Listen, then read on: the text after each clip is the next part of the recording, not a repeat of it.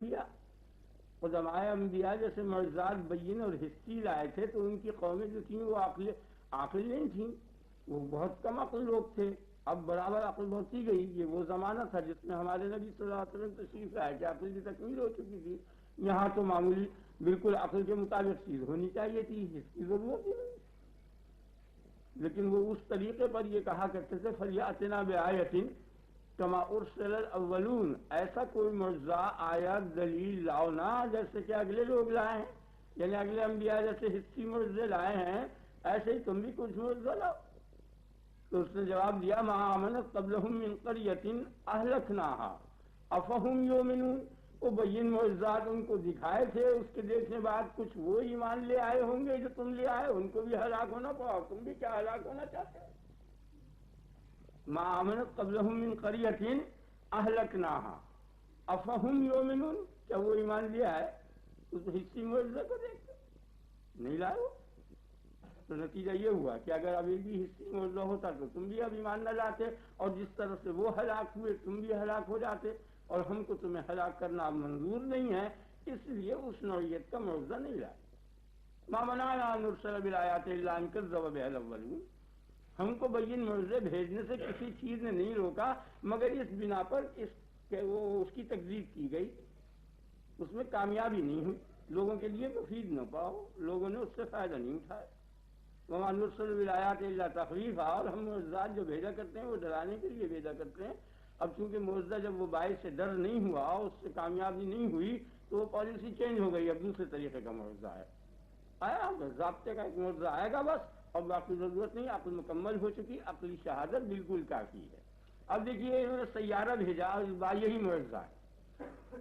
اوپر انسانیت میں روس اور غیر روس دونوں مشترک ہیں، ذرہ برابر بھی فرق نہیں ہے. انسانیت میں دونوں مساوی ہیں، وہ قومیں جنہوں نے اوپر سیارے بھیجے اور وہ قومیں جنہوں نے سیارے نہیں بھیجے یا نہیں بھیج سکے، دونوں برابر ہیں. باوجود اس بات کے کہ جب یہ دونوں برابر ہیں انسانیت میں، انہوں نے کیوں بھیج دیے سیارے اور کیوں ایسے گویا کمالات ایجاد کیے اور انہوں نے کیوں نہیں ایجاد کیے، جبکہ انسانیت مشترک تھی. تو یہ کمالات اس روس میں اور امریکہ میں پیدا ہو گئے اور ان کے علاوہ کسی قوم میں پیدا نہیں ہوئے، اس کی کیا وجہ ہے جبکہ انسانیت مشترک تھی. جو بھی تم وجہ بتاؤ گے اس وجہ میں یہ گفتگو ہوگی کہ یہ تم میں یہ وجہ کیوں ہوئی اور ان میں یہ وجہ کیوں نہیں ہوئی. آپ سمجھ لیں بالکل کلیہ. یعنی وہ اس بات پر قادر ہیں اور اس کو خوب جانتے ہیں کہ سیارہ بنا کر چاند تک بھیج دیں، اور ان کے علاوہ دوسرے لوگ نہیں جانتے اور نہیں بھیج سکتے. تو ان کو یہ طاقت قدرت علم موجود ہے ان کو، اور ان کے لیے معدوم ہے. حالانکہ دونوں انسان ہیں، جبکہ انسانیت میں دونوں مساوی ہیں، تو پھر کیا وجہ ہے کہ انہوں نے یہ کمال حاصل کیا اور انہوں نے نہیں کیا. زیادہ سے زیادہ یہ کہیں گے وہ کہ ہم نے سائنس کے علم میں ترقی کی، علوم حاصل کیے، اخلاقی علوم حاصل کیے، محنت کی، کوشش کی، وغیرہ وغیرہ، جد و جہد، جو بھی سبب بیان کریں گے وہ یہ بیان کریں گے. بھئی تم نے علوم کیوں حاصل کر لیے، تم نے جد و جہد کیوں کی، انہوں نے کیوں نے جد و جہد کی جبکہ انسانیت برابر تھی. تم نیکی کی طرف کیوں گئے، یہ کیوں نہیں گئے، تم علم کی طرف کیوں گئے، یہ جہل کی طرف کیوں گئے.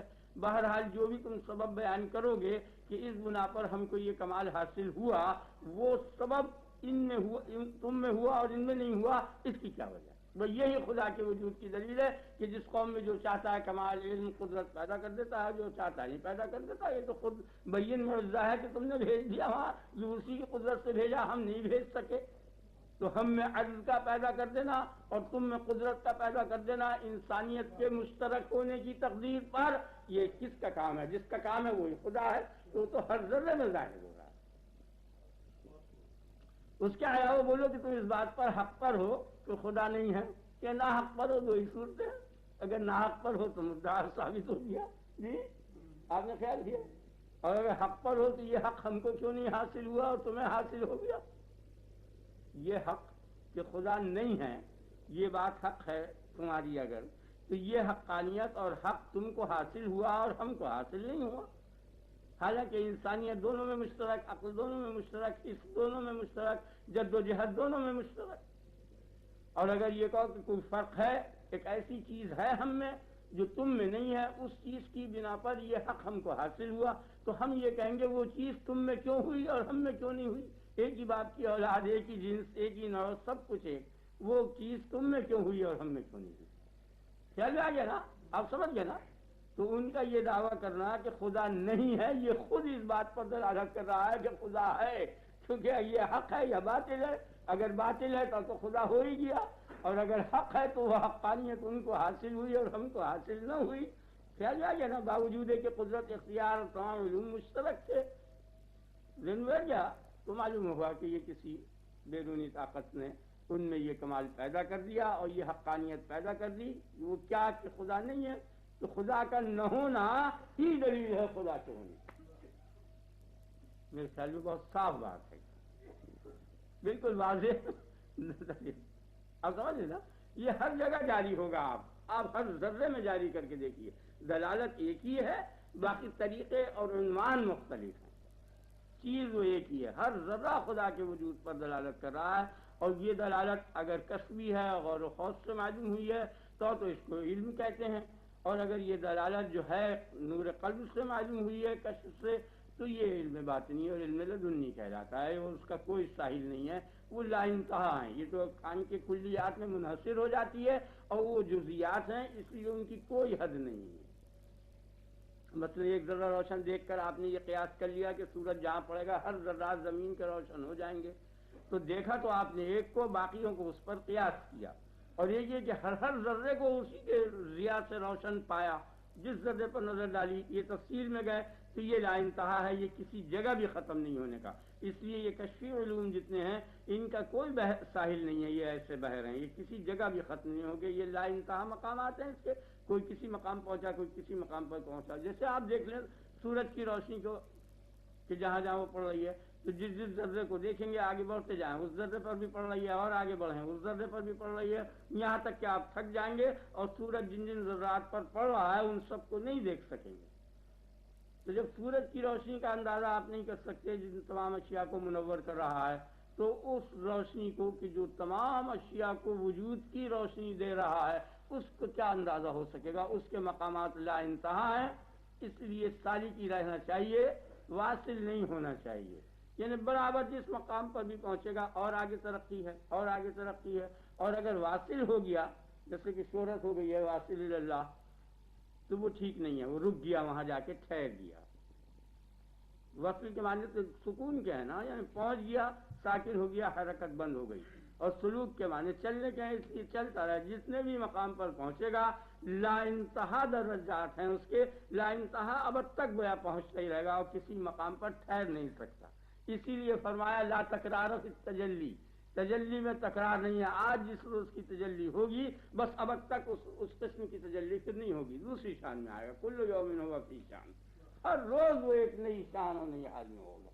جو پہلی تجلی ہوگی دوبارہ نہیں ہونے کی، پھر ایک دفعہ جس حال میں دیکھ لے گا اللہ تعالیٰ کو، وہ اس حال میں پھر نہیں دیکھ سکے گا کبھی، پھر دوسری تیسری، اور وہ مقامات لا انتہا ہے اور اب تک کبھی وہ ختم ہی نہیں ہونے کے۔ اور یہ سب یہاں کے نور کے تابع ہیں، جتنا دل میں تعلق ہوگا اسی حساب سے وہاں تجلی ہوگی۔ اگر یہاں بالکل بے تعلقی ہے تو کچھ نہیں ہونے کا، اگر ایک سیکنڈ کے لیے اللہ سے تعلق ہو گیا ہے تو اسی انداز سے تجلی ہوگی۔ آگے نا آپ کے خیال میں اسی انداز سے گویا دیکھے گا، دیدار ہوگا۔ اور اگر ہر وقت ہوا جیسے انبیاء علیہ السلام وغیرہ اور اولیاء، یہ جس مراتب کے لوگ ہیں، تو ان کو ہر وقت ہوگی۔ اور یہ نعیم اور جنت اور یہ تمام قصور حور وغیرہ جو ہیں، یہ صرف ان لوگوں کے لیے ہوں گی کہ جو بالکل بے تعلق ہیں یا ان کو بہت کم تعلق رہا ہے۔ بہرحال تعلق جو ہے وہ علت بنے گی دیدار کے اصول کی، اور کچھ ہے نہیں۔ تو میرے خیال میں یہ روس کے متعلق جو بات تھی یہ بالکل کافی ہو گئی، اور اگر آپ کی سمجھ میں نہیں آئی تو پھر میں اس کو دوبارہ اعادہ کر دوں، تو یہ بالکل کافی تھی۔ تو اب چاہیے یہ کہ انسان اس کی کوشش کرے اور حاصل کرے اس کو، اور غور کرے۔ اب دیکھیے جو آنکھ دیکھ رہی ہے، اس مسئلے پر آپ غور کریں، آنکھ جو دیکھتی ہے، آنکھ نہیں دیکھتی، آنکھ کے سامنے جو چیز ہوتی ہے ہر وقت ہوتی ہے، اور بالکل مقابلہ ہوتا ہے، کبھی نظر آتا ہے کبھی نہیں آتا۔ اگر آپ کسی کام میں بہت زیادہ منہمک ہوں اور اس کے بعد کھانا وغیرہ یا کوئی چیز لائے یا کوئی شخص آئے تو پہچانتا بھی نہیں، حالانکہ آنکھ کے سامنے ہوتا ہے۔ یہ کھلی دلیل ہے اس چیز کی کہ آنکھ میں قابلیت نہیں ہے دیکھنے کی۔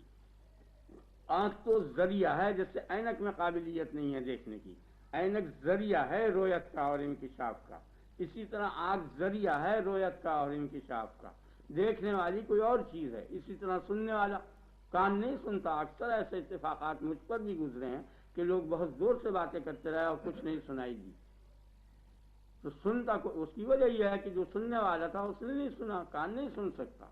اسی طرح زبان کا حال ہے کہ یہ بولنی، زبان تو مردے کی بھی ہوتی ہے، تو اگر خالی زبان بولنے لگے تو جہاں بھی زبان ہو وہاں تکلم ہو جائے، لیکن مردے میں تکلم نہیں ہوتا، بچے میں تکلم نہیں ہوتا، تو بولنے والی کوئی اور چیز ہے۔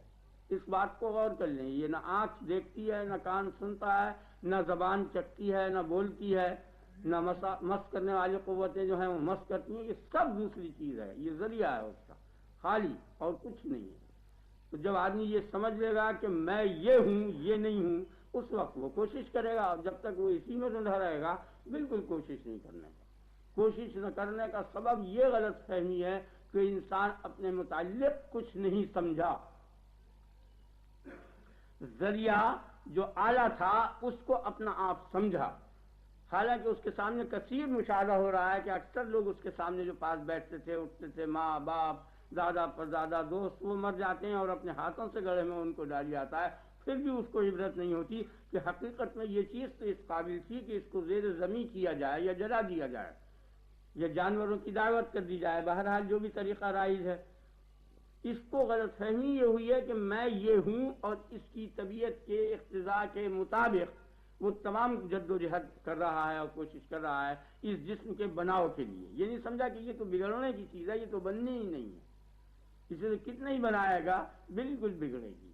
آپ سمجھ گئے نا، یعنی جسم میں ترکیب ہے نا، تو ترکیب والی جو چیز ہوگی وہ تو اجزاء کی طرف تحلیل ہو کر ہی رہے گی، خواہ کتنی اس کی روک تھام کر لیں آپ، خیال لگے نا۔ اور تجربہ شاہد ہے کہ آخر اسے گڑھے میں ڈال دیا جاتا ہے۔ اصل چیز جو ہے وہ اور چیز ہے جس کو آدمی کہتا ہے میں، اسی کا نام نفس ہے۔ اس پر غور کرنا چاہیے کہ میں کیا چیز ہوں اور اس کے پہچاننے کی کوشش کرنی چاہیے۔ چنانچہ حدیث شریف میں آیا من عرف نفسہ فقد عرف ربہ، جس شخص نے اپنے نفس کو پہچان لیا اس نے اپنے رب کو پہچان لیا۔ جس شخص نے اپنے نفس کو پہچانا اس نے اپنے رب کو پہچانا۔ اب آپ اس مضمون کو سمجھ لیں کہ کتنا بین اور نمایاں ہے، اور دلیل سے بھی سمجھ لیں، آپ شرعی دلیل سے بھی سمجھ لیں اور عقلی دلیل سے بھی سمجھ لیں۔ شرعی دلیل تو یہ ہے کہ من عرف نفسہ، جس نے اپنے نفس کو پہچانا اس نے اپنے رب کو پہچانا۔ یہ اصل میں مضمون جو ہے خواہ حدیث ہو یا نہ ہو، ہر صورت میں یہ وہی ہے، یہ قرآن شریف کا مضمون ہے۔ اللہ تبارک و تعالی نے فرمایا لا تکونوا کالذین نسوا اللہ، ایسے نہ ہو جانا کہ جو لوگ بھول گئے اللہ کو، تم ایسے نہ ہونا، مت ہو ایسے کہ جو بھول گئے اللہ کو۔ لا تکونوا کالذین نسوا اللہ، جو لوگ نسیان کر گئے اللہ سے، جو لوگ بھول گئے اللہ کو، کیوں؟ اس کی جزا، اس کی سزا ان کو کیا ہوئی؟ فَأَنْسَاهُمْ أَنفُسَهُمْ، اس کی سزا یہ ملی ان کو کہ اللہ نے ان کو ان کے نفسوں سے بھلا دیا، وہ اپنے آپ کو بھول گئے۔ تو نسیان، آپ سمجھ گئے نا؟ تو یہاں یہ بتایا کہ رب کو بھولنا سبب ہے نفس کے بھولنے کا، نفس کو بھولنا، اپنے آپ کو بھولنا، آپ سمجھ گئے نا؟ یعنی رب کو بھولنا سبب ہے اپنے آپ کے بھولنے کا، اور بھول کی جو ضد ہے وہ معرفت ہے، یاد رکھنا، جاننا، بھول کی ضد ہے۔ اب خیال ہے نا؟ تو اب اسے ایک قاعدے کے اندر نکالا جائے گا، وہ ذرا عام تقریر کے مخالف علیحدہ چیز ہے۔ وہ یہ ہے کہ اگر کوئی حکم کسی شے کے لیے ثابت ہو، فارمولہ ہے، قاعدہ، اگر کوئی حکم کسی شے کے لیے ثابت ہو، جیسے سفیدی ثابت ہے دودھ کے لیے، تو سفیدی کی ضد دودھ کی ضد کے لیے ثابت ہوگی، سفیدی کی نفی دودھ کی نفی کے لیے ثابت ہوگی۔ مثلا گرمی آگ کے لیے ثابت ہے تو آگ کی نفی کے لیے گرمی کی نفی ثابت ہوگی۔ آگے آپ خیال، یعنی پہلے جز کی نفی جو ہوگی وہ دوسرے جز کی نفی کے لیے ثابت ہوگی، اس کو اصطلاح میں عکس نقیص کہتے ہیں۔ آگے آپ خیال، جیسے دودھ گرم ہے، سفید ہے، تو جو سفید نہیں ہے یہ نفی ہو گئی اس کی، وہ دودھ نہیں ہے۔ آگ گرم ہے، جو گرم نہیں ہے وہ آگ نہیں ہے۔ اگر نا برف ٹھنڈی ہے تو جو چیز ٹھنڈی نہیں ہے وہ برف نہیں ہے۔ سارے جہان میں رائج ہے، کسی جگہ بھی رکے گا نہیں، کوئی استثناء نہیں ہے اس کے اندر، کلیہ قاعدہ ہے، بڑا عظیم بڑا نفیس قاعدہ ہے کہ ان قواعد کی بنا پر آدمی بہت غور کر کے نتائج نکال سکتا ہے، بڑا اچھا قاعدہ ہے۔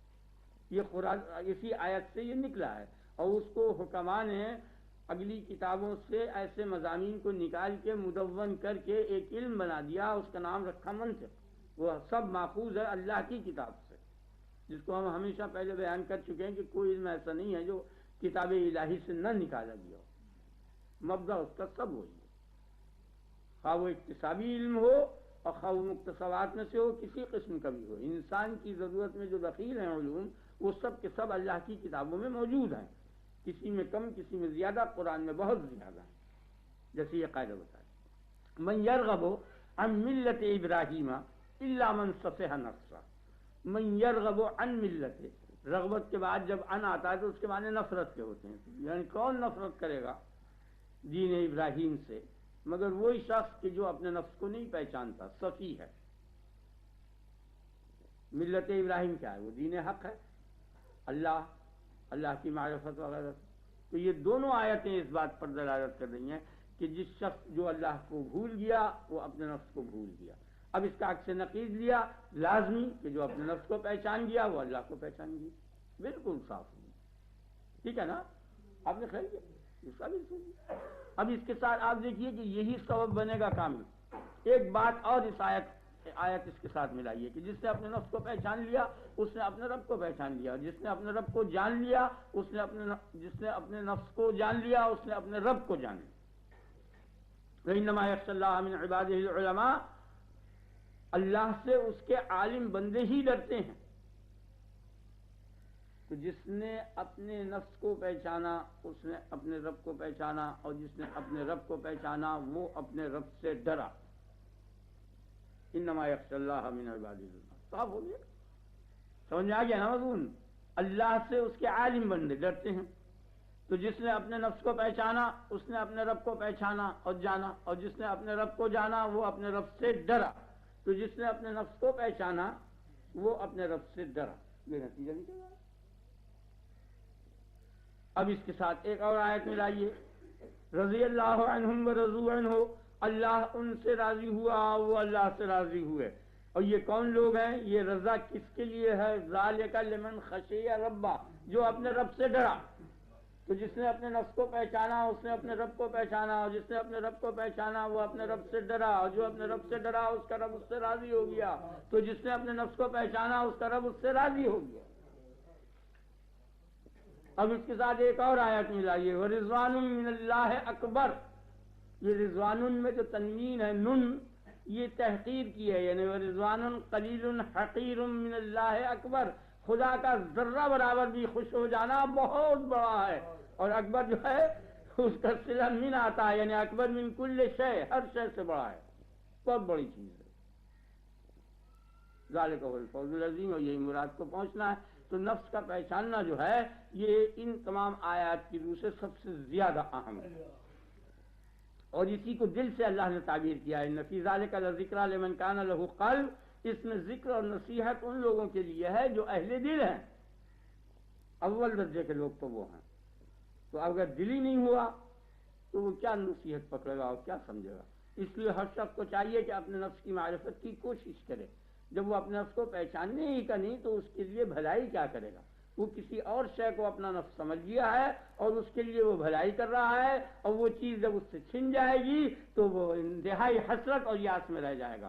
وہ بدن کے لیے کوشش کر رہا ہے جو در حقیقت وہ نہیں ہے، اور اس کے نہ ہونے کا حسی مشاہدہ موجود ہے، دلیل موجود ہے کہ پہلے چھوٹا تھا اور پھر بڑا ہوا، اور وہ شخص جو ہے جوں کا توں چھوٹے پن میں بھی تھا اور جوں کا توں بڑے پن میں بھی تھا، اس میں کوئی تغیر نہیں تھا۔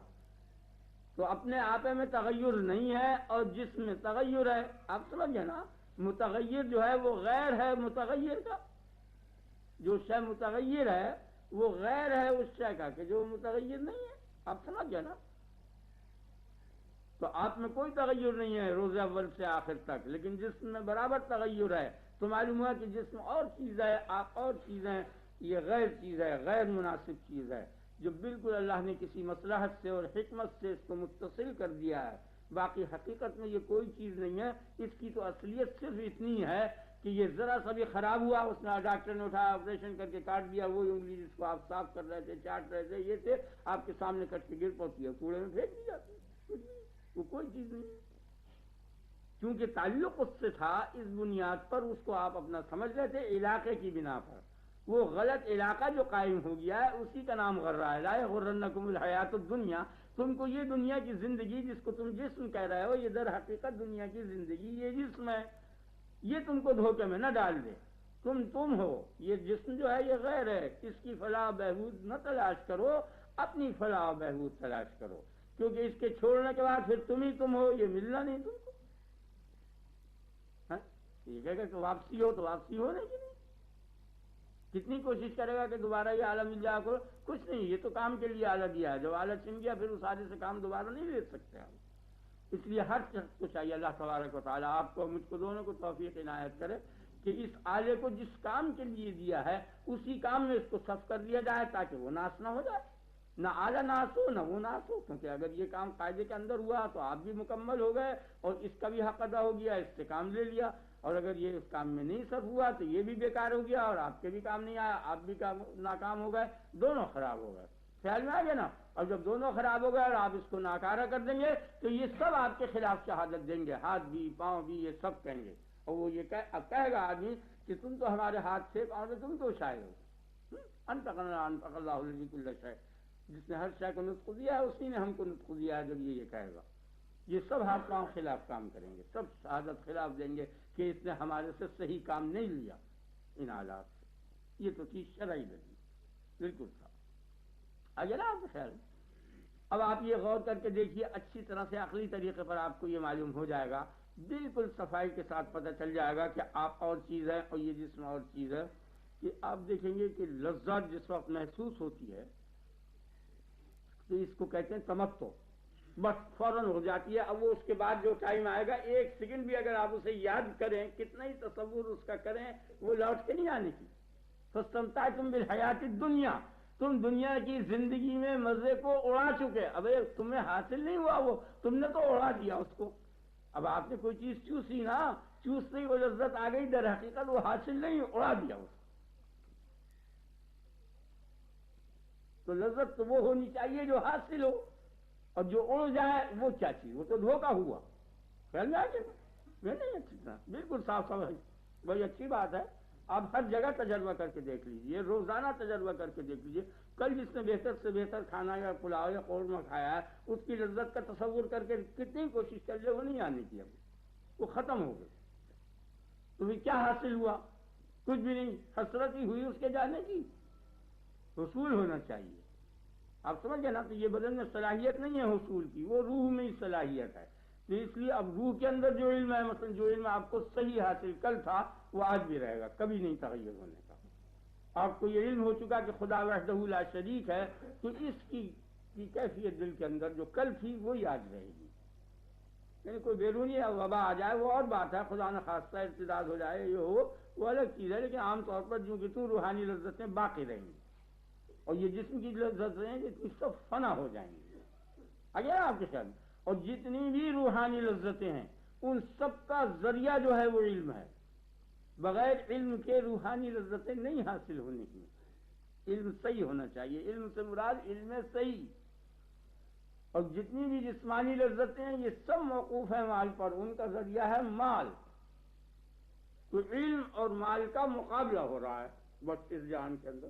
انبیاء علوم کی تائی، یہی وجہ ہے حضرت علی نے فرمایا، ان کا شعر ہے، رضینا قسمت الجبار فینا لنا علم وللجہال مال، تقسیم ہو گئی ہے، ان کو مال دیا گیا ہے، یعنی مال سے میری مراد ضرورت سے زیادہ، جو ضرورت کے اندر جتنے مال کی ہے، مال کی ضرورت جتنی ہے اور اس کا جو مال ذریعہ بنے گا وہ تو لازمی ہے، وہ تو ہوگا، اس کے بغیر تو چارہ ہی نہیں ہے۔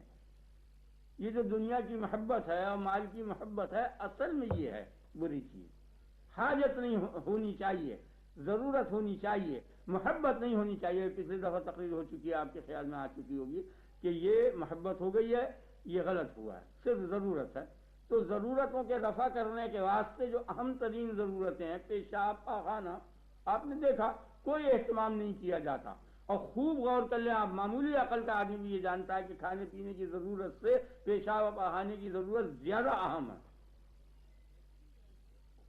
یعنی اس کو روک سکتا ہے، اس کو نہیں روک سکتا، مجبور ہے اس کے لیے.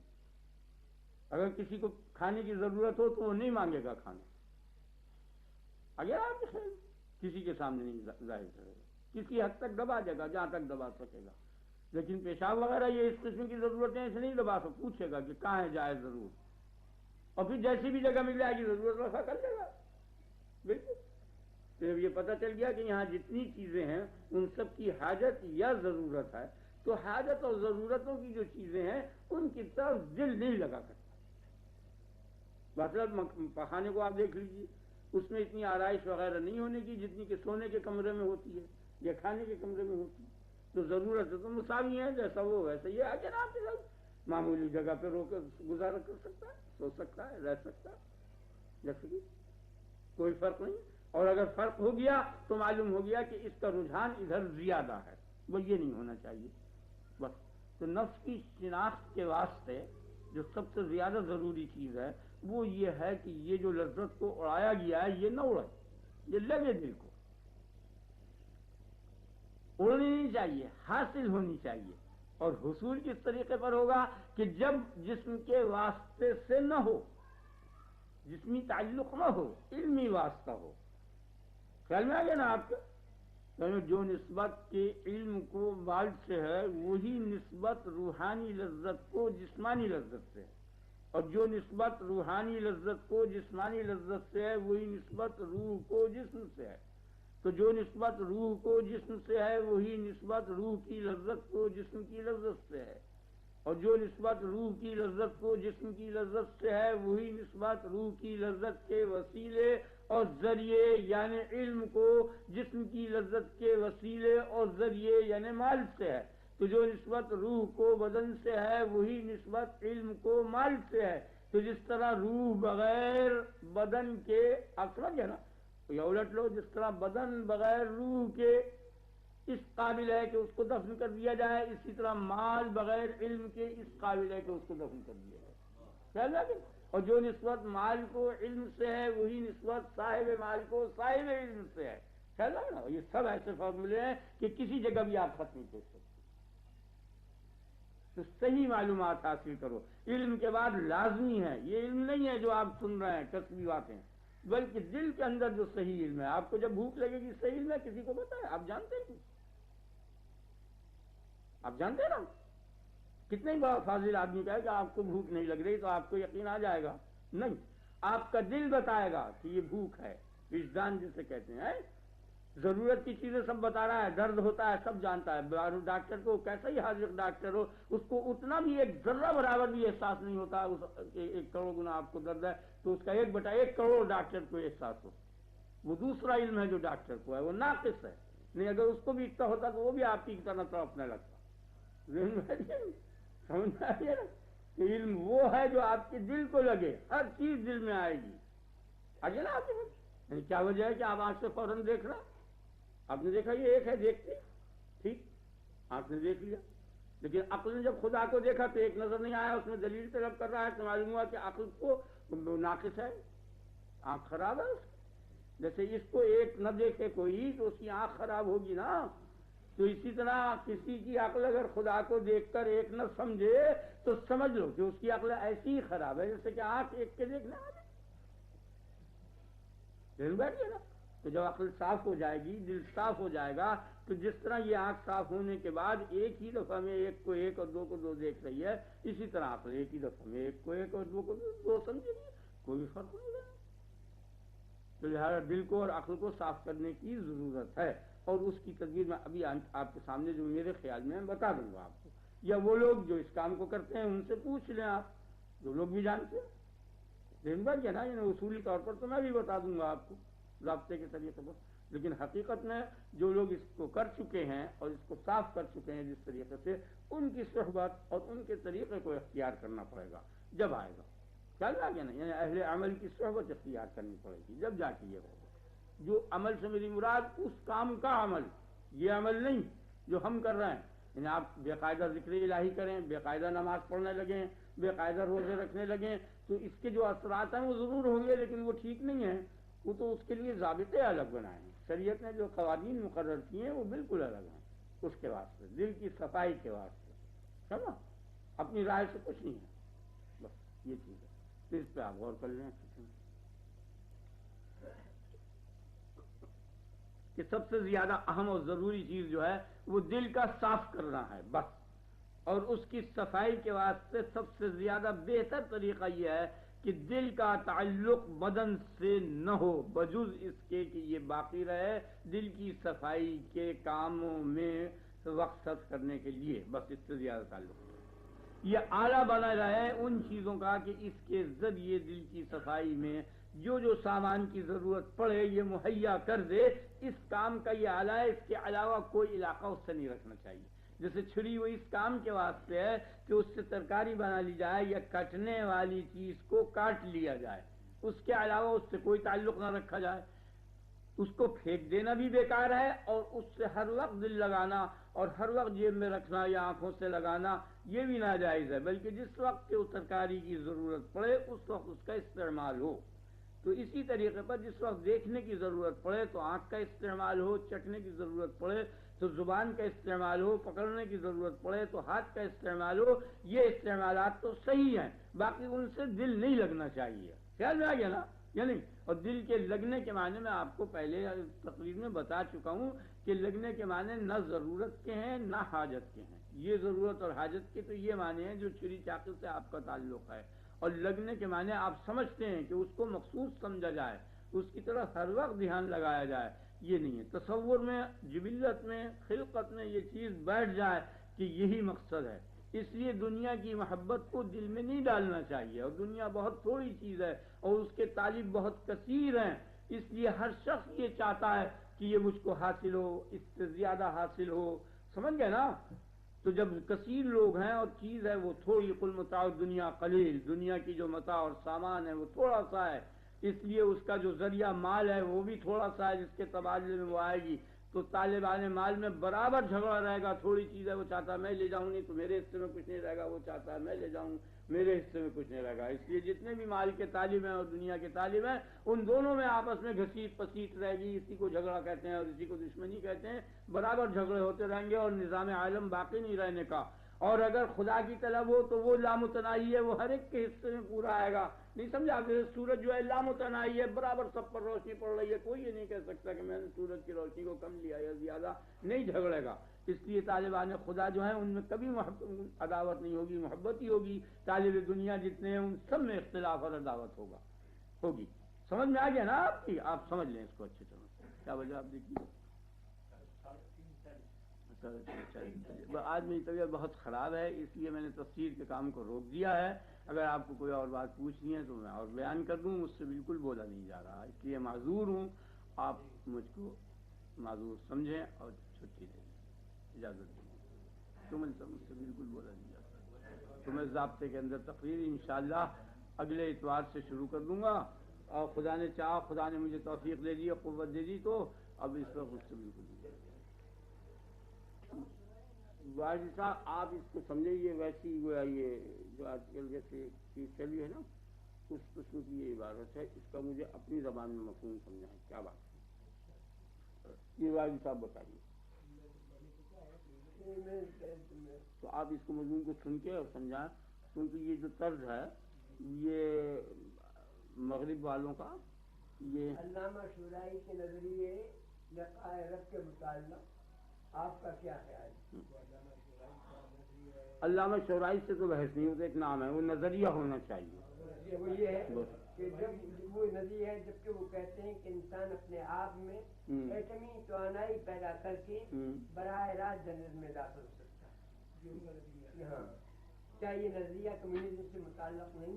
تو وہ کمیونزم کے متعلق تو مجھے کچھ علم نہیں ہے کہ کمیونزم کیا چیز ہے، اور اس کو میں سمجھ نہیں سکتا. اب رہ گیا جنت کا مسئلہ، تو اس کی بات میں بیان کر دیتا ہوں آپ کے سامنے کہ جنت تو بغیر اس طریقے کے حاصل ہی نہیں ہو سکتی کہ جو طریقہ اس کے حاصل کرنے کا رب نے بتایا ہے. اللہ تعالیٰ نے جو طریقہ بتایا ہے جنت کے داخل ہونے کا، اگر انسان ان طریقوں کو اختیار کرے گا تب تو جنت میں جائے گا اور قطعی نہیں جانے کا. اس کے علاوہ اگر عقلی طریقے پر یا دنیا کے رواج کے مطابق کسی قسم کا کسب یا محنت کرے گا تو اس کسب و محنت سے کے جو آثار ہیں وہ سب پر مرتب ہوں گے، اس کی کوئی قید نہیں ہے. یعنی جو لوگ دنیا کو ترک کریں گے اپنی رائے سے اور اپنی عقل کے مطابق، تو ان کو اس جہان کے اندر ان کی روح میں اتنی قوت پیدا ہو جائے گی جیسے کہ اس جہان کے اندر جو لوگ جسمانی کوشش کرتے ہیں اور رستم اور بڑے بڑے پہلوان بن جاتے ہیں جو ہم جیسے نہیں ہوتے اور ہم سے بہت زیادہ ان میں طاقت ہوتی ہے، ایسے وہ قوی قوا بن جاتے ہیں. اسی طرح سے یہ روحانی پہلوان بن سکتے ہیں اور بن جائیں گے. اس میں شریعت کی ضرورت نہیں. بغیر شریعت پر عمل کیے بھی جو شخص ترک لذت کرے گا اس کی روح کے اندر قطعی قوت آ جائے گی. رہ گیا جنت کا مسئلہ، تو جنت کا مسئلہ تو معلوم ہی نہیں ہے عقل سے جنت، اس لیے عقل اس کا رستہ بتائے گی کیا؟ مرنے کے بعد کا کوئی حال عقل سے یا کشف سے یا روح میں کوئی صلاحیت اور قابلیت نہیں ہے کہ جو مرنے کے بعد کے حالات بتا دے. زندگی کے حالات تو معلوم ہو سکتے ہیں، اور زندگی کے اندر جو موجودات ہیں ان کے متعلق اگر کوئی انسان کشف کرے، کرامت ہو یا کسی ایسے ذریعے کو اختیار کر لے کہ جس سے روح صاف ہو جائے، تو موجودات کے حالات تو کچھ معلوم ہو جائیں گے لیکن معلومات کے حالات قطعی نہیں معلوم ہو سکتے. اور جب کہ یہ جہان ختم ہو جائے گا اور اس کے بعد قیامت ہوگی اور پھر جنت و دوزخ قائم ہوگی تو اس کے متعلق عقل سے کچھ نہیں معلوم ہو سکتا. وہ صرف نبی سے سن ہی کر معلوم ہو سکتا ہے، نبی بتا سکتا ہے اور کوئی نہیں بتا سکتا. میرا تو یہ ہے. اگر اس چیز سے آپ مطمئن ہو، یہ کوئی بات اور ہو تو صاحب ہے. کیوں ڈاکٹر صاحب؟ بالکل صحیح بات. طریقہ بتایا ہے جنت میں داخل ہونے کا، وہ انبیاء علیہ السلام کی زبان سے بتایا ہے، اور انبیاء نے جو طریقے بتائے ہیں وہ طریقہ آپ اختیار کریں. اس کو شریعت کی پابندی کہتے ہیں. اگر کوئی شخص یہ چاہے کہ شریعت کی پابندی کے بغیر جنت میں چلا جائے تو اللہ قادر تو ضرور ہے اس بات پر کہ بغیر پابندی یہ شریعت بھی جنت میں داخل کر دے، لیکن بتایا نہیں ہے. چاہیے اس کی شریعت کی پابندی اور کوئی طریقہ نہیں. اور اگر کوئی شخص شریعت کی پابندی تو نہ کرے اور طریقت کی پابندی کرے اور روحانی علوم میں کمال پیدا کرے تو اس کے لیے لازمی نہیں ہے کہ وہ جنت میں چلا جائے. ممکن ہے کہ خدا اپنے فضل و کرم سے اسے بھیج دے، اور ممکن ہے کہ اس کو ترک شریعت پر سزا ہو. جنت تو بغیر شریعت کی پابندی نہیں ہوگی، اور شریعت نام ہے محمد رسول اللہ صلی اللہ علیہ وسلم کے قول اور فعل کے مطابق عمل کرنے کا. کامیاب تو صرف وہ ہوگا کہ جو نبی کے پیچھے پیچھے جائے گا. اور یہاں بھی آپ دیکھ لیجئے، جو شخص کسی کے پیچھے جاتا ہے تو وہ آدمی جو آگے جا رہا ہے جہاں بھی جائے گا یہ بھی وہیں پہنچ جائے گا.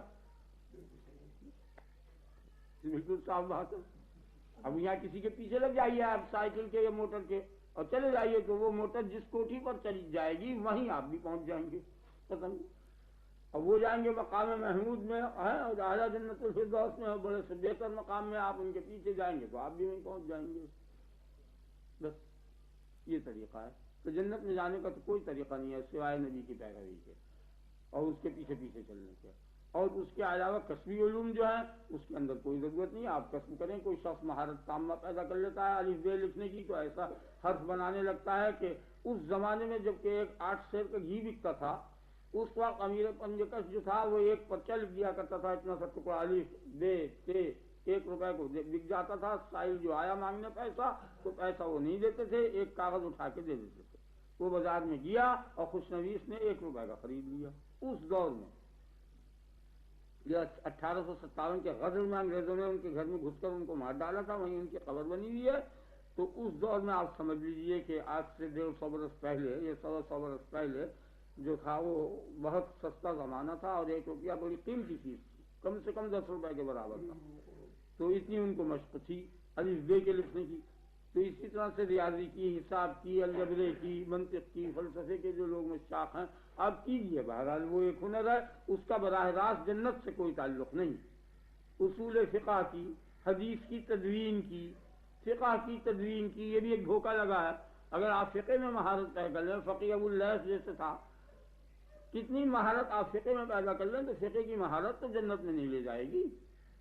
یہ تفسیر کتنی آپ بہتر سے بہتر تفسیر لکھ لیں اور الفاظ کے معنی چست کر لیں، اس سے کبھی بھی جنت میں نہیں جانے کا خیال آ گیا، کیونکہ اس چست معنی جنت تو تم سب کے لیے ہے، اور وہ چست معنی کہنے والا تو اب اس وقت ایک بھی نہیں نکلے گا پورے پاکستان میں، نہیں آیا آپ کے خیال میں، اور جنت میں یہ سب جائیں گے تو معلوم ہوا کہ وہ بہترین کمال جو ہے وہ سبب نہیں ہے جنت میں داخلے کا، بلکہ جو ہم سب میں مشترک ہے وہی ہے زندگی کی نا، وہ جو نبی صلی اللہ علیہ وسلم نے سیدھی سیدھی باتیں بتائی ہیں کہ 5 وقت نماز پڑھ لو اور 30 روزے رکھ لو اور عمر بھر میں 1 دفعہ حج کر لو، بس یہ بالکل کافی ہے، اس کے علاوہ کسی شے کی ضرورت نہیں، مزید آپ کی خوشیوں کرو نہ کرو دونوں برابر ہیں، فرض اتنا ہے، فرائض کا انجام دینا بس یہی جنت میں داخلے کا سبب ہے اور جہنم سے بچنے کا، باقی اور کوئی چیز نہیں ہے۔ علوم و کمالات جو ہیں خالی اگر اس میں اتباع شریعت نہ ہو تو وہ مضر ہیں، بیکار ہیں، بے سود ہیں۔ آگے نا آپ کتنے تیز آپ چھری کو کر لیں کہ جو بیک اشارہ کاٹ ڈالے آلو کو یا ان چیزوں کو، لیکن اگر آلو نہ ہو تو اس کا ہونا بیکار ہے، کوئی مفید نہیں، وہ تو چھیلنے کے لیے ہے۔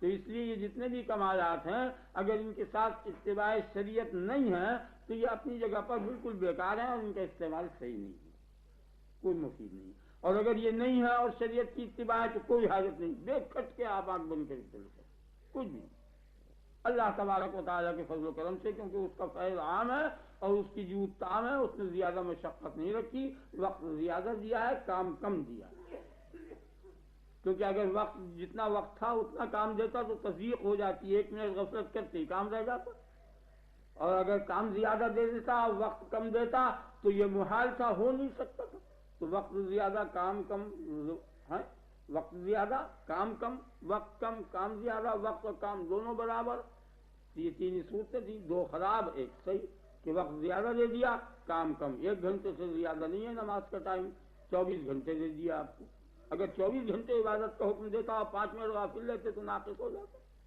اور اگر 24 گھنٹے میں 60 گھنٹے کا کام بتاتا تو وہ ہو ہی نہیں سکتا، اس لیے اس نے یہ ترتیب کی کہ 24 گھنٹے میں 1 گھنٹے کا کام بتایا جو نہایت سہل ہو، چل رہا ہے تو کمالات کے حاصل کرنے میں دشواری ہے، وما جعل علیکم فی الدین من حرج یرید اللہ بکم الیسر ولا یرید بکم العسر، تو اس میں عسر ہے کمالات کے حاصل کرنے میں اور دین میں یسر ہے، تو معلوم ہے کہ کمالات دین نہیں ہے، دین میں تو یسر ہے، دین تو کہتے ہی آسانی کو ہیں جو بالکل فطرت کے مطابق ہو بالکل، اور جس میں کوئی حرج اور تنگی نہ ہو وہ تو ہے دین، اور جس میں تنگی ہو، حرج ہو، دشواری ہو، محنت ہو، وہ دین نہیں ہے، وہ دنیا ہے، وہ جب تک دین نہیں ہونے کا جو خاص خاص مواقع پر اگر نبی بتا دے تو وہ بھی دین ہو جائے گا، جیسے جہاد، تو اس وقت دشواری ہے تو اس وقت ہوگا، اپنی عقل سے اگر آپ کوئی دشوار فیل کر لیں گے تو وہ ناجائز ہے، اس کا کوئی پلٹا نہیں ملنے کا، باقی عملوں کے آثار ضرور ہیں، اگر آپ مشقتیں کریں گے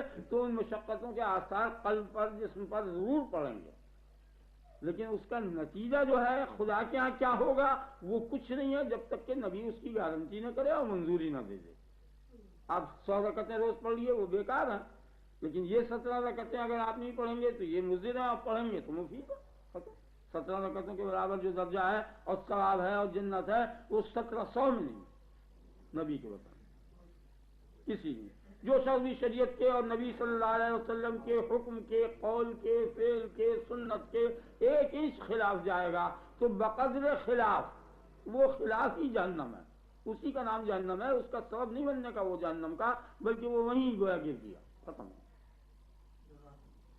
آگے نا یعنی سیدھی سڑک پر جو ڈھلوان ہے اگر 1 انچ ڈھلے گا تو ڈھلتے ہی گویا وہ گر پڑا، تکلیف تو بعد میں ہوگی، ہڈی تو بعد میں ٹوٹے گی، لیکن در حقیقت وہ وہیں تباہ ہو گیا، یہ چیز وہی برا ہے، اور کبھی ایسا بھی ہوتا ہے کہ اتنے کے بعد ہڈی کچھ نہیں ٹوٹتی ہے بچ جاتا ہے، لیکن سب سمجھا یہی جاتا ہے کہ یہ ختم ہوا نہیں بچنے کا، آگے نا آپ تو اس اصول کو تو آپ ضرور سمجھ لیں سب صاحب کہ شریعت سے تو 1 انچ ہٹنا ہی نہیں چاہیے، بالکل شریعت کے مطابق ہر عمل ہو اور کوئی بھی بات اس کے خلاف نہ ہو، تو اگر شریعت کے مطابق ہی ہو جائے تو اس سے بڑی تو کوئی طریقہ ہی نہیں ہے، کوئی طریقہ نہیں، مجھے 50 برس کا تجربہ ہے ذاتی طور پر، 1 دن میرا ایسا نہیں گزرا کہ جس میں میرا قول یا فعل شریعت کے مطابق ہوا ہو، میں نہیں جانتا آپ حضرات کو خدا توفیق دے، آپ میرے لیے بھی سب دعا کریں کہ خدا مجھے بھی توفیق عنایت کرے، مجھے نہیں، ایک دن میرے اوپر ایسا نہیں گزرا کہ میرا کوئی قول یا فعل یا دونوں مل کر شریعت کے مطابق ہو۔ قولی مسلمان اس کو کہتے ہیں کہ جس کا کوئی قول اسلام کے خلاف نہ ہو۔ آپ سمجھ گئے نا، یہ قولی مسلمان کہلاتا ہے کہ جس کا قول خدا کے حکم کے خلاف نہ ہو، اسلام کے خلاف نہ ہو، نبی صلی اللہ علیہ وسلم کے حکم کے خلاف نہ ہو۔ یہ تینوں ایک ہی چیزیں ہیں، اسی کا نام اسلام ہے، اسی کا نام نبی صلی اللہ علیہ وسلم کا حکم ہے، اسی کا نام خدا کا حکم ہے، وہ سب ایک ہی چیزیں ہیں، اسی کا نام قرآن، اسی کا نام حدیث، یہ سب مجموعہ ایک، اسی کو شریعت۔ یہ قول مسلمان ہوگا کہ جس کا کوئی قول خدا کے حکم کے خلاف نہ ہو، یعنی نبی کے حکم کے خلاف نہ ہو، یعنی قرآن و حدیث کے خلاف نہ ہو، یعنی شریعت کے خلاف نہ ہو۔ اب قلبی مسلمان جب ہوگا، اب زبان سے یہ کہہ رہا ہے کہ خدا وحدہ لا شریک ہے، اگر یہ قلب سے یہ کہے گا تو جس طرح سے کہ خیالی باتیں ہیں، میں نے آپ کو پہلے ہی اس قسم کی مثالیں دی ہیں کہ آپ دیکھیے کہ جس وقت یہ گاندھی گارڈن میں ایک شیر کھل گیا تھا تو کس قدر شور مچا تھا، ابھی حال میں کوئی 3-4 برس ہوئے، وہ تو اتفاق سے جانور تھا، اس کو تصور نہیں ہوا، وہ آزادی کو قید سمجھا، شیر کو یہ خیال نہیں ہوا کہ میں آزاد ہو گیا، باہر نکل آیا تھا، لیکن وہ ایسے حال میں رہا۔ اب سمجھ لیں کہ جب ایک حال میں رہے گا تو رہتے رہتے رہتے وہ اس کا عادی ہو جائے گا اور ایک راسخ ملکہ پیدا ہو جائے گا جو اس سے کبھی جدا نہیں ہونے کا۔ یہی تو ڈرانے کی چیز ہے کہ آپ جس حالات میں رہے پیدا ہونے سے لے کے آخر وقت تک ایک ہی حال میں رہے اور وہ غالب آ گیا۔ چنانچہ شیر بھی یہی سمجھا کہ میں آزاد نہیں ہوں، اور آدمی سامنے کھڑا ہوا تھا ورنہ وہ فوراً مار ڈالتا، بنگالی ایک آدمی تھا، وہ اپنے آپ کو مقید سمجھا، اس نے اصطلاح کی لوگوں کو، انہوں نے آن کے پھر محافظین نے اسے گھیر لیا۔ تو شیر کے اوپر یہ چیز چھائی ہوئی رہی کہ میں گویا گھرا ہوا ہوں، ابھی قید میں ہوں، آزاد نہیں ہوں، کیونکہ ہمیشہ گھرا ہوا رہتا تھا، لیکن اس کے باوجود سب ڈر گئے۔ آگے نا، تو آپ دیکھیے کہ شیر کی جو قوت ہے وہ تمام شیروں کے مقابلے میں بہت قلیل ہے۔ دنیا میں جتنے شیر ہیں، ایک شیر کی قوت کل شیروں سے بہت کم ہے، اور اگر ہر ذرے کو بھی شیر سمجھ لیا جائے، تمام عالم کو شیر تصور کر لیا جائے اور سب کی قوتوں کو ملا لیا جائے تو ایک شیر سے جو خوف ہو رہا ہے وہ تمام عالموں کے شیروں کے خوف کے مقابلے میں بہت کم ہوگا۔ آگے نا آپ سنیں، اور یہ تمام مجموعہ جتنا ہے یہ سب کا سب بیک آن بلفظ کن پیدا ہوا ہے، تو خالق کی قوت اور اس کی دہشت اور حیبت کتنی زیادہ ہوگی۔ آگے نا آپ کے خیال میں، آپ غور کر لیں، یہ ایک اشارے میں یہ سب کا سب پیدا ہوا ہے، اور جب اس سے آپ اتنا ڈر گئے تو آپ دیکھیے کہ آپ اپنے رب سے کتنا ڈرے۔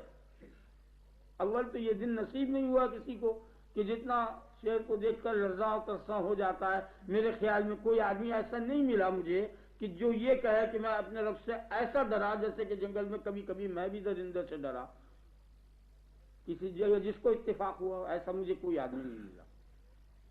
تو اگر ہو بھی گیا تو اس وقت تک وہ ایسا ہوا کہ جیسے کہ مشرک، کہ وہ اپنے رب سے ایسا ڈرا جیسے درندے اور شیر سے ڈرا۔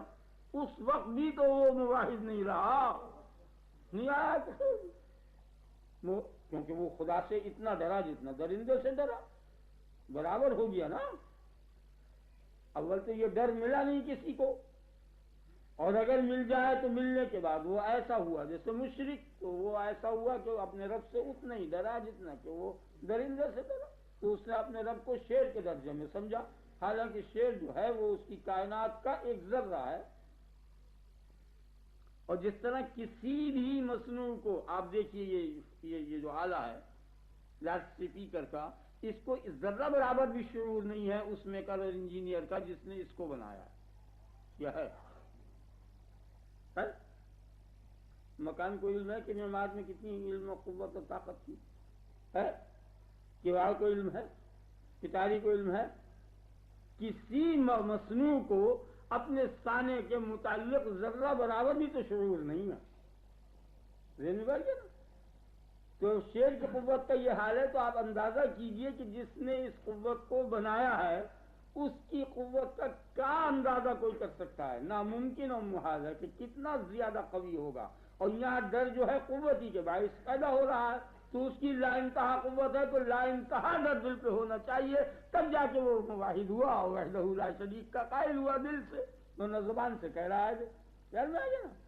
تو اب یہ بات ہے کہ بار بار زبان سے کہے گا تو زبان سے کہنے کا بھی دل پر ایک اثر ضرور ہوتا ہے، خیال میں آ گیا نا؟ اس لیے تذکیر کو، تحلیل کو اور تسبیح کو جاری رکھا ہے کہ لفظ کا بھی اثر پڑتا ہے، جیسے کہ نیبو کا کوئی ذکر کر دے زردہ کھانے والے کے سامنے تو اس کے دانت کھٹے ہو جاتے ہیں، تو حالانکہ اس لفظ سے کوئی تعلق نہیں ہے، ذہن میں بیٹھ گیا نا، لیکن اثر اس کی کھٹائی کا دانتوں پر ضرور آ جاتا ہے، یا کمرک کا یا نارنگی کا کھٹی کا، آپ سمجھ رہے ہیں نا؟ جو لوگ ان چیزوں کو جانتے ہیں تمباکو کھانے والے کے سامنے یہ ذکر کرتے ہیں اس کے دانت کھٹے ہو جایا کرتے ہیں، تو معلوم ہوا کہ لفظ میں بھی اثر ہے، تو اس بنیاد پر شریعت نے ان الفاظ کو وضع کیا کہ خدا کے ناموں کا ذکر کرو، تاکہ آہستہ آہستہ جب یہ جماؤ پا جائیں گے، جس طرح کے کھٹائی کا جمع ہو جاتا ہے نا کہ الفاظ کا، اور اس کا ذکر کرتے ہی فوراً تو سو جاتا ہے، اس درجے پہ آنے کے بعد اللہ کا ذکر کرتے ہی فوراً دل جو ہے نرم ہو جائے گا، اس لیے وہ تمام الفاظ اور تمام تکبیریں اور تحلیلیں اور تسبیحیں بتائی گئی ہیں، اس لیے نبی صلی اللہ علیہ وسلم نے جو تسبیح و تذکیر بتائی ہے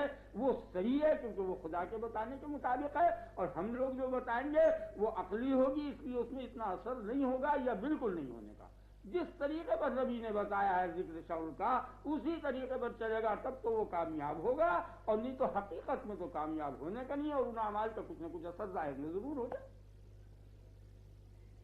اس لیے ناجی فرقہ تو وہی ہے جو نہ محمد صلی اللہ علیہ وسلم کے پیچھے پیچھے جا رہا ہے، وہی نجات پائے گا جہنم کے عذاب سے بھی اور تمام قسم کے مکروہات سے بھی، اور باقی اور کمالات جن کا نام رکھا ہے لوگوں نے، در حقیقت وہ زوالات ہیں، کمالات یہی ہیں کہ جو نبی نے بتایا، وہ دھوکہ ہے۔ آج سے 40 برس پہلے مجھے اتنا مشق تھی کہ شاید لاکھوں تک کی بھی رقم جو تھی خیال میں حساب کو میں کر لیا کرتا تھا، اب وہ اب بھی بہت سے لوگوں کو ہوگی، لیکن اس سے کیا فائدہ ہوا؟ کوئی فائدہ نہیں، لاکھوں کی رقموں کا حساب بیک آن کر لیتا تھا، لیکن لاکھوں روپے کے حساب کرنے کے بعد لاکھوں کوڑیاں بھی میرے پاس نہیں تھی، نہیں سمجھا؟ ذہن بیٹھ گیا نا؟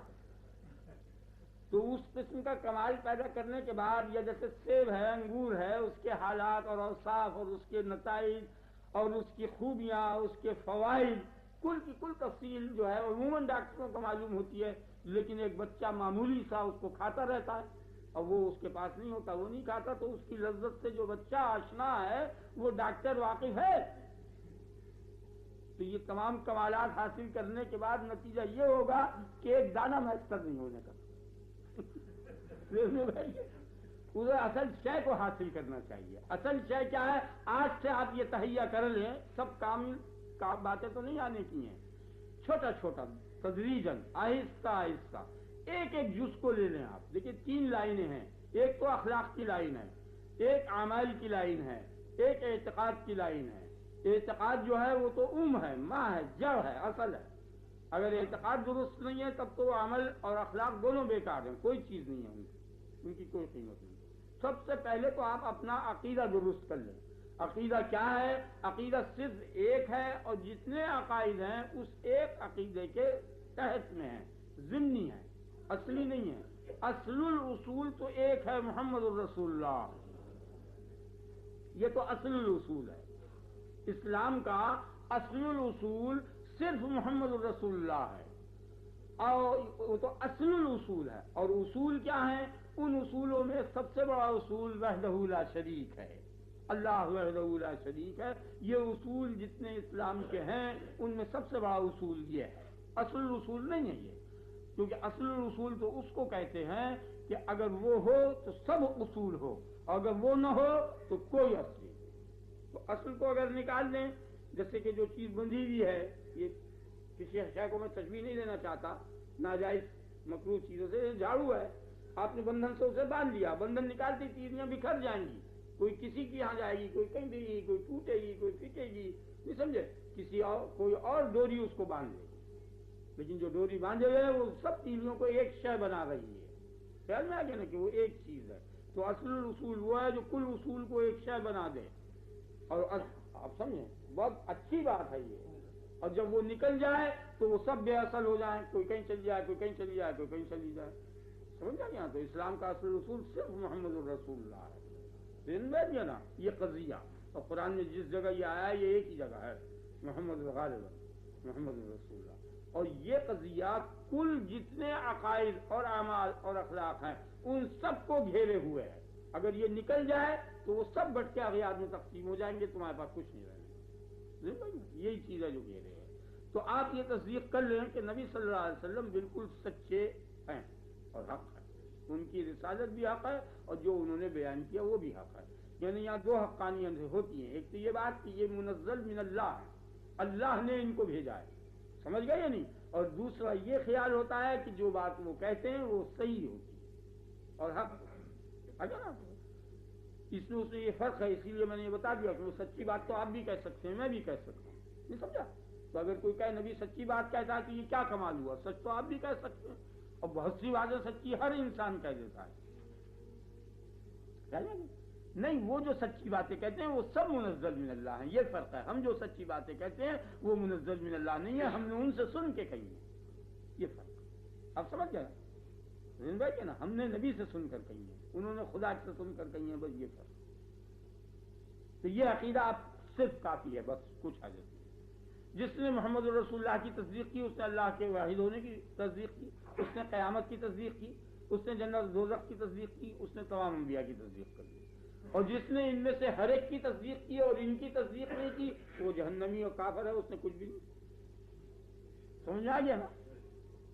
جس نے کہا اللہ ایک ہے, موسیٰ علیہ السلام نبی ہیں, عیسیٰ علیہ السلام نبی ہیں, قیامت آئے گی, جنت دوزخ حق, ملائکہ حق, سب حق, اور محمد رسول اللہ کی تصدیق نہیں کی تو وہ کل تصدیقات بیکار ہو گئی نا, وہ تو ہفتے اعمال ہو گیا, بالکل بیکار چیز ہے.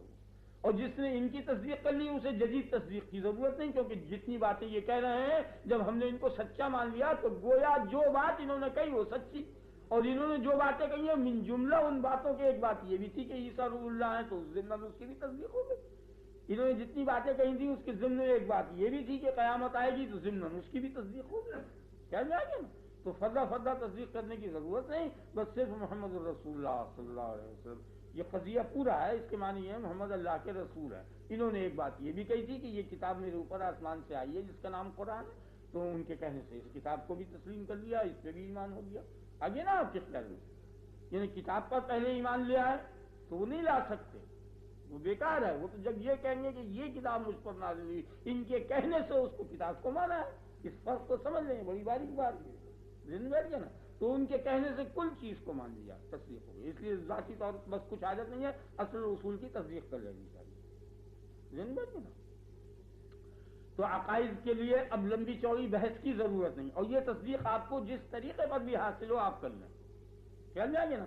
طریقہ حاصل کرنے کا اس کا یہ ہے کہ ان دلائل میں نہیں پڑھنا چاہیے, کیونکہ دلیل کے جاننے کے معنی یہ ہے کہ گویا مدلول کو نہیں جانا. جس نے دلیل کو جان لیا وہ تو بالکل جاہل رہا, آگے نا اسے پتہ معلوم ہو گیا, لیکن جو یہاں پہنچ گیا, اب آپ کسی کو پتہ بتایا خوب لکھ لے, وہ رٹ لے اور یاد کر لے, اور یہاں نہ آئے تو وہ پتہ کیا کام کا ہے, کسی کام کا نہیں, گویا وہ یہاں نہیں آیا.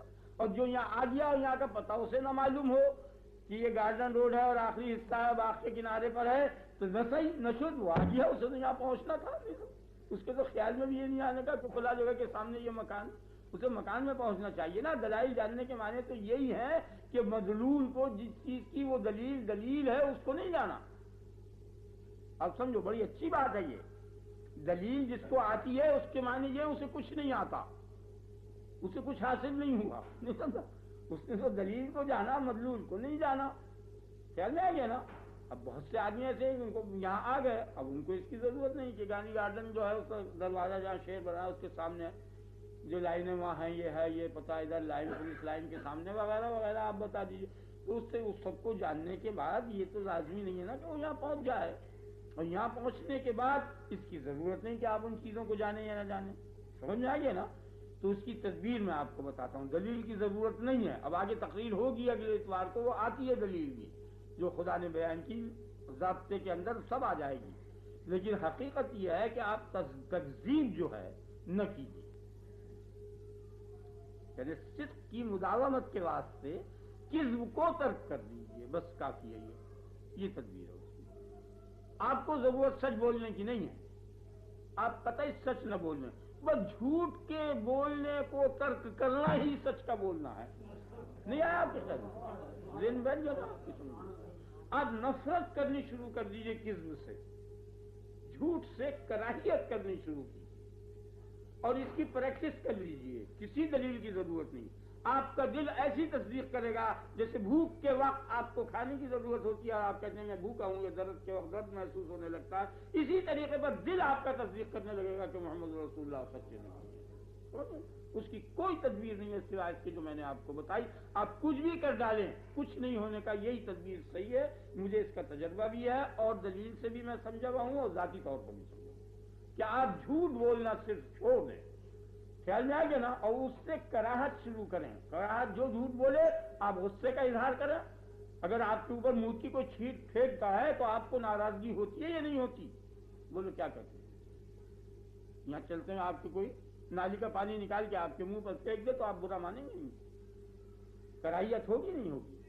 تو اگر آپ کے سامنے کوئی جھوٹ بولے یا کوئی شخص منہ ملا کے اپنے منہ پہ مل لے، ہاتھ مل لے اور ہاتھ میں لگا ہوا ہو، پھر ہاتھ بڑھا کے مصافحہ کرے، تو آپ کا دل گھبرائے گا یا نہیں؟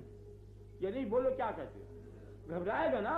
تو جب آپ کو معلوم ہو جائے یہ آدمی جھوٹ بول رہا ہے تو اس میں تو اتنا نقصان نہیں، ہاتھ ہی بھرے گا، آپ فوراً جا کے بدلی سے دھو لیں، نہیں سمجھا؟ وہ کراہت جاتی رہے گی، اور یہ تو دل جو ہے بکھر جائے گا، یہ تو کبھی دھلنے کا نہیں۔ اس سے تو اس سے بہت زیادہ نفرت کرنی چاہیے۔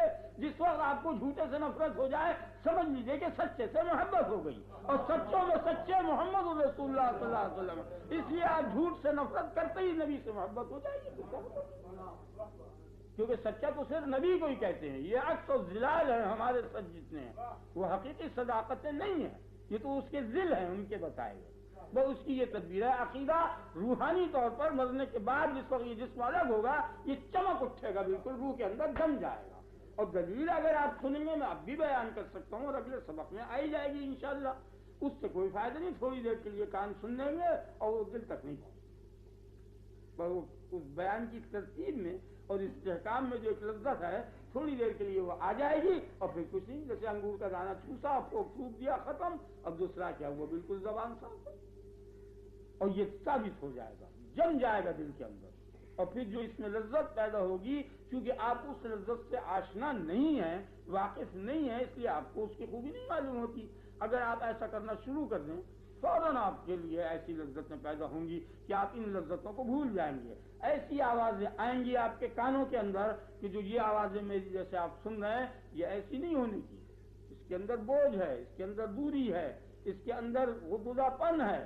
نہایت سریلی اور نفیس آوازیں آپ کے کانوں میں آئیں گی، نہایت حسین صورتیں آپ کے کانوں میں آئیں گی جو بے مورت کی ہوں گی، سمجھ گئے نا؟ ایسی مورتیں ہوں گی جو بے صورت کی ہوں گی، ایسی روشنی نظر آئے گی، ایسی صورتیں نظر آئیں گی آپ کو، اور دل بشاش ہوگا۔ خیال میں آ گیا نا؟